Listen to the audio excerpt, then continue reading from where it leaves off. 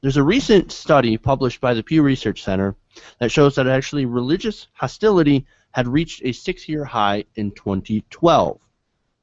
Now, this study was done by Dr. Steven Pinker, who was a Pulitzer Prize-winning author and Harvard psychology professor. The study finds that the share of countries where violence or the threat of violence had also been used to compel people to adhere to religious norms, as well as violence against women, minorities, homosexuals, as well as other people that didn't conform to the religion.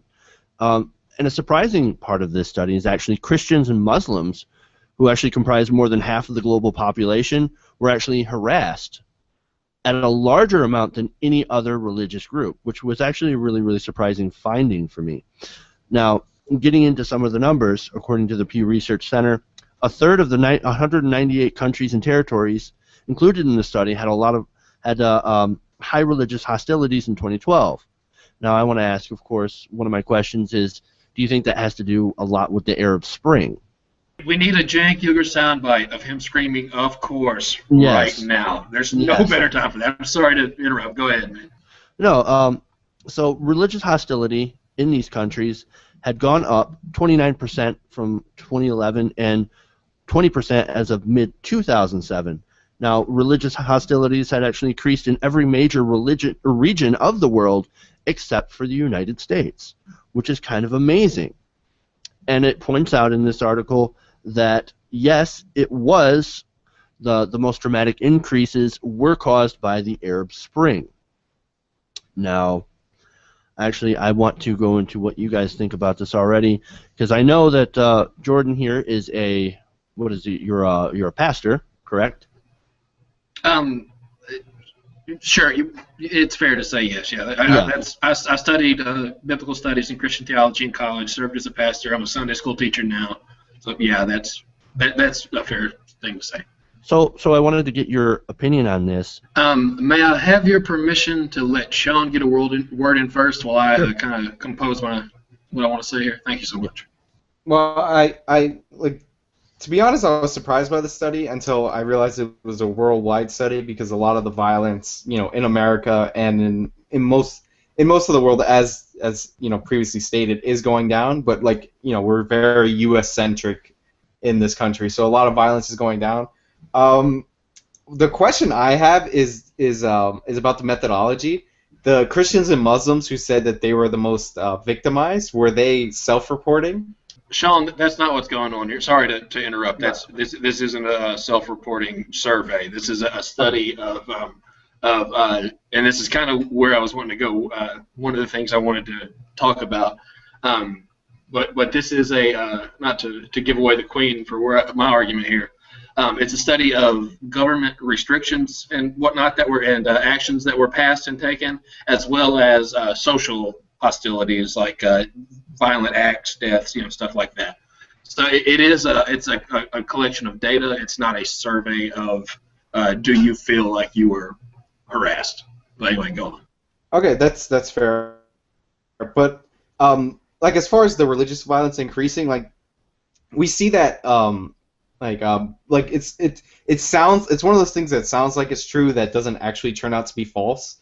Because a lot of things that we think are increasing turn out are actually decreasing. Like overall violence in America, overall gun violence in America is actually on the decline. But worldwide, obviously it's a disaster, and a lot of it, in my opinion, has to do with the Arab Spring overthrowing certain dictators. The Egyptians overthrew their second president, Morsi, that they installed. So there's a lot more tension, I guess, in the Middle East and in general in certain pockets of the world. So I think that's kind of skewing the results higher in this case. So I don't know how much of that is actually religious violence or political violence that's under the veneer of some kind of religiosity. If you get what I'm saying. No, that's actually a really, really good point. Yeah. All right, so let the Jesus freak step in here and open up myself to attack. All right, so this is one of the things that I think we as progressives become guilty of a lot, and that's this study did not. The conclusion here was not that religious violence was at an all-time high. It was that social hostilities and government restrictions on religion have increased. Now, more so social hostilities than government restrictions. But there's an excellent, not an excellent article, a horrible article, but an excellent example of my point, where Alternet covered this story, and their headline reads, "Humanity is becoming increasingly less violent, with one exception, religious violence. The findings of a major new Pew Research study confirm the importance of secularism." Missing, of course, the entire section on the pewforum.org, the actual Pew website about this study. The second paragraph, I'll go ahead and read this. The share of countries with a high or very high level of government restrictions on religion stayed roughly the same in the latest year studied. About 3 in 10 countries in the world had a high or very high level of government restrictions in 2012, compared with 28% in 2011. So there's and 20% in 2007. So it has gone up from 20% to 29 in 5 years. Government restrictions have increased, just not necessarily at the same level as societal hostilities have. But to the alternate interpretation of this article, where they say the takeaway here is the importance of secularism, the Pew article goes on to say, Europe had the biggest increase in the median level of government restrictions in 2012. Meaning the most secular part of the world was part of the increase in this study, because part of this study is the increase in government restrictions on religions. And TYT has covered this to a great extent, where Cenk has stood up and been like, hey, like France has passed a lot of laws outlawing, like some Muslim dress and stuff like that. And Cenk has come up and said, like, hey, I think this dress is stupid. But it's completely wrong for the state to step in and do this. And that's what a secular state's doing there, is forcing a secular religion. Yeah, and right. Going on your point, I should say building on your point, if you take steps to outlaw certain religious things, like what we've been doing here, or at least what we're trying to do here, in regards to, Islam? Right. Because I know that there's a certain amount of politicians out there that would love to ban this. Like, for example, we have so many states out there that have banned Sharia law for some odd reason, right? And that I wouldn't even say that that's part of government restriction, even though I guess it sort of is. But how in danger were we of Sharia law? But to Jordan's point, it's not just the Middle Eastern countries. It is the European countries. Like, as he was talking, I was thinking of the France story where they banned the headdress, and it's like this weird thing in the world that we live in, where you could become so liberal that you have the same positions as a conservative, but for a completely different reason. Which and is the conservative, insane. Huh? Which I think that's horribly insane. Like, that's not a liberal position when you start banning things.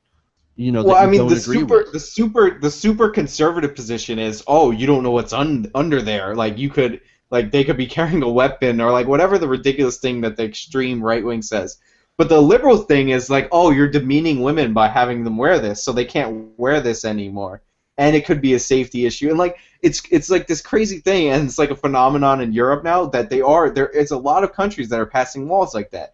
Like, they're getting rid of certain they're getting rid of certain prayer rooms in public places and all that, like all things that were put there to be more accepting.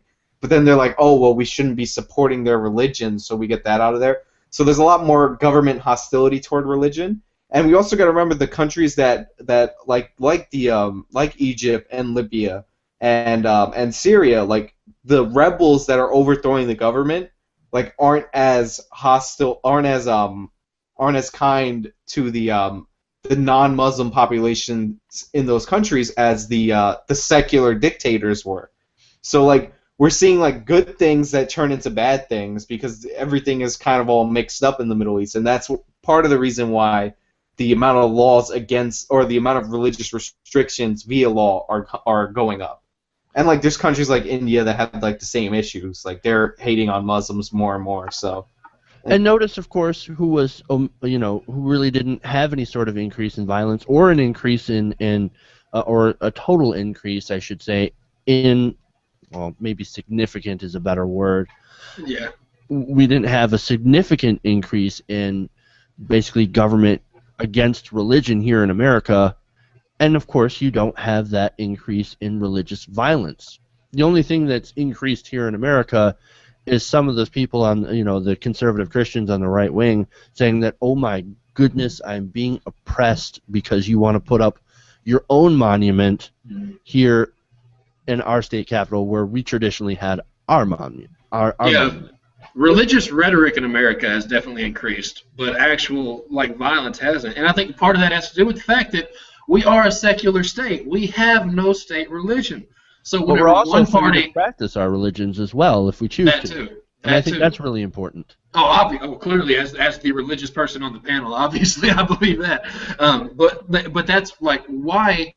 And Greg Boyd argues this point a lot better than I could in his book, Myth of a Christian Nation. Greg Boyd, also a pastor, argues this point. Not only is, and again, I can't, this is me speaking from my place. I can't speak for Islam. I can't speak for, Hinduism or any other religion.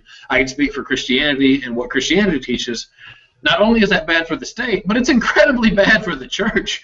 And that's what you see, like in these places like Egypt, where in these places where the Arab Spring is happening, the reason why there's an increase in religious violence is because there's an increase in political violence, and religion is married to the political process there. So in America, whenever a Republican or a Democrat has gotten elected, there's not a shift in the religion of who's in power, there's a shift in the political party. But whenever the Muslim Brotherhood comes to power, then they get to oppress the people they want to oppress. And then whenever they get overthrown and somebody else comes in power, then the Muslim Brotherhood gets outlawed, and people who are aligned with them religiously get oppressed. And that's what's driving this. It's not religion, it's the marriage of religion with the state. So I'm going to go back, Jordan, and actually sort of defend that last issue in the article that you had an issue with, the fact that it said, and let me get this, the findings of the Pew Research Center study confirm the importance of secularism, and I'm going to defend that by saying America is a perfect example. We have a secular government, as you had pointed out, which means we don't sponsor a religion, but we also don't deny a religion. Because when you do either or, you're going to increase the violence, which is why a good secular government would help out in a lot of these Middle Eastern countries, because then nobody is getting oppressed. I'm all for a secular government, but the article argues for a secular society and really takes swipes at religion. It does not promote a healthy connect of church and state. And again, we're talking about the alternate article, not the Pew Research article. We're talking about the alternate. And I'm not going to be the religious person on this panel, obviously, because I'm not religious. But the point that if you have a secular installed government that you won't have more religious violence it's not really true either, because almost all the dictators that we put into power in the Middle East were technically secular dictators. Like Saddam Hussein was technically a secular dictator, but what ended up happening is we put them in power and we basically kind of bought our way into a treaty with the Israelis. So that actually increased religious tensions, because instead of seeing their leader as a secular open leader, they saw him as a puppet of the United States and the Israelis, and the Israelis are Jewish. You don't really I don't think you actually disagreed with my point whatsoever, because you're arguing about it's a dictator. Of course, people aren't not going to like a dictator, because first of all, the dictator doesn't exactly represent the people, which is where a secular, democratically elected government should, or at least fundamentally does. Let's keep it real. A secular democratic government wouldn't represent the people of Egypt very well. I think it was, if you remember that story they did on the Young Turks about the countries that believe that women should be able to choose what they wear or how conservative they dress. Egypt was at the bottom of both of those. I think 14% of Egyptians are in favor of letting women choose what they're allowed to wear when they go outside. So a secular government would probably represent 14% of the Egyptians. These countries. But a secular government in Egypt that's not a dictator would also not make policy based on that. It wouldn't make policy that says, okay, we're a secular government, which means you can't wear. No, they pretty much stay out of it and say, look, you're going to do what you're going to do with your own religion, and that's fine. But we're just not going to sponsor it and pass religion or pass laws based on a religion. But what I'm saying is what Morsi messed up in Egypt was Morsi won his election overwhelmingly. What he messed up is he tried to become a dictator. He should have just allowed a parliament to be formed, and they would have probably elected the Muslim Brotherhood as the majority party in the parliament. Like, they would have had a democracy, but they would have elected the Muslim Brotherhood to run it. And a lot of people, unfortunately, in a lot of parts of the world, and a lot of people in America, at least like 20% of Americans, would vote for religious leaders to run everything. All right, so a secular government, like, it's not as easy as it would seem everywhere in the world.